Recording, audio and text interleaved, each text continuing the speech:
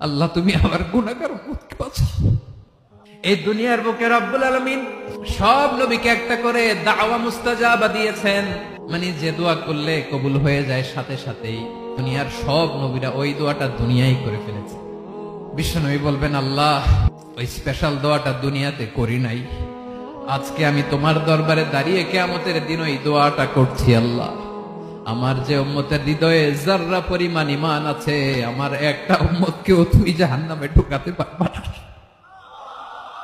বিশ্বনবী পাগলের মতো একবার হাউজে কাউসারে যাবেন, একবার সিরাতে যাবেন, একবার পুলসিরাতের দিকে, একবার হাউজে কাউসারের দিকে পাগলের মতো দৌড়াতে থাকবেন, তার কোন গুনাহগার উম্মত যাতে জাহান্নামে ঢুকে না যায়।